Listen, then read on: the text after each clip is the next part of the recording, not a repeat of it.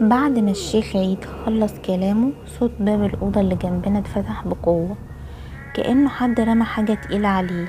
لما بصيت ناحية الباب شفت ظل طويل وغريب، ملامحه مش واضحة لكنه كان بيقرب بسرعة. في اللحظة دي كل حاجة سكتت، مفيش صوت غير دقات قلبي اللي كنت سامعها كأنها طبلة، والظل الغريب ده بيقرب أكتر وأكتر. حاولت اتحرك لكن جسمي كان مشلول.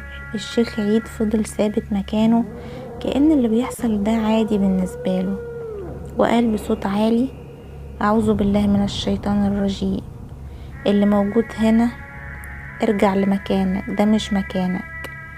الظل وقف فجأة، لكن الضحكة اللي سمعناها قبل كده رجعت تاني، بس المرة دي كانت أعلى وأقرب، كأنها في ودني بالظبط. خالتي سهام قعدت على الأرض وهي بتبكي بهستيريا، وفضلت تقول: خدوه مني، يا رب رجعهولي يا رب.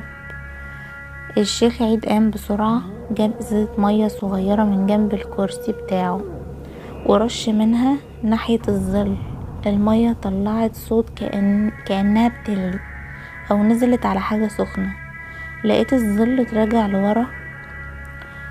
الشيخ قال لنا بصوت حاسم: الموضوع مش هيعدي بسهولة، اللي عامل السحر ده مش شخص عادي، شخص عارف هو بيعمل ايه كويس، والجن اللي مسلطينه عليكم ده قوي جدا، محتاجين نستعد لكل اللي جاي.